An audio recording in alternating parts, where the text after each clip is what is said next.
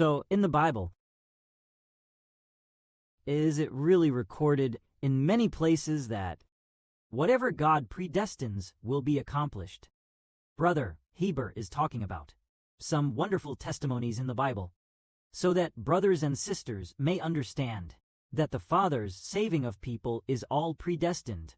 That is to say, before people know him, he has already decided who will be saved and who will perish. Then we, these children who are saved, should all the more give thanks to the Father, who saves us through his own Son. In the book of 1 Kings, it records such an incident. At that time, because Solomon, in his later years, abandoned God. After abandoning God, one of his subordinates, a man named Jeroboam, became an enemy of Solomon. After Solomon died, Jeroboam obtained the northern kingdom of Israel, obtaining 10 tribes, leaving only 1 tribe for Solomon's son.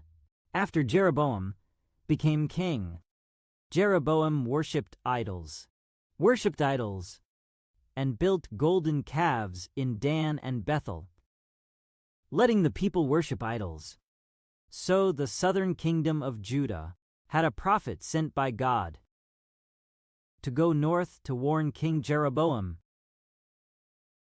This prophet said, because King Jeroboam and also the Israelites all worshipped the golden calves, the Israelites all worshipped him. So he came to Bethel, and this prophet said, the altar at Bethel, the idolatrous altar, in the future, in the house of David, a descendant of David will raise up a son named Josiah. This Josiah will kill the priests who worship idols and burn their bones on this idolatrous altar. That is, he prophesied that a descendant of David would have a man named Josiah who would crush Israel's idols, and also all kinds of idols in the kingdom of Israel, after crushing them, and then kill the priests who worship idols, burning them on the idolatrous altar. He prophesied that there would be a man named Josiah who would do this. Then after about more than 200 years, sure enough, there was a man named Josiah who was born. After he was born, sure enough, he became king. He was a descendant of David. Sure enough, he became king. And indeed, he was a good king. He crushed all the idols of the whole kingdom of Israel. All the idols in the kingdom of Judah were crushed.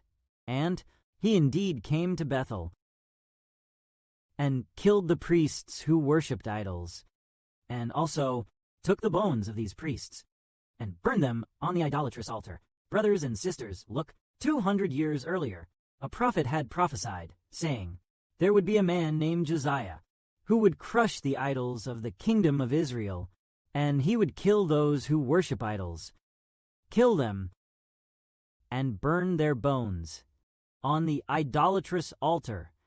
Sure enough, 200 years later, there truly was a very good king named King Josiah. King Josiah was, in the time of the prophet Jeremiah, a very famous monarch of that era. So this matter, Brother Heber brought up this matter. For what reason? It is to say, God foretells and predestines that there will be a person who is from the descendants of David, and is named Josiah. For God's sake, burn the idol altar, and kill the priests who worship idols, take the priests' bones, burn them on the altar. So what we are going to talk about is God predestines our salvation. When the time comes, we will be saved. Just like this person, the one called Josiah, before he was born, 200 years earlier someone pointed it out in a letter, that in the future there would be a person called Josiah who would come to do this. Then, in the Bible, we say, 12 stars, the sun and the moon, 144,000, 24 elders. These children, are they the Heavenly Fathers, already predestined long ago? They were already predestined long ago, not because of us, after being born, striving to obtain it. It is that we, Before we were born, before creation, God already wrote the script. And then, when the right time came, he created each corresponding child one by one, what kind of role they would take on. He had already predestined it long ago. It is not up to us to decide. So we say, salvation is to save those whom God has determined to be saved. It is not to say that everyone is saved. It is to save those whom God already in his script has let us belong to him. The children under his and his Son's name will be saved. May glory be to the Father and the Lord. Amen.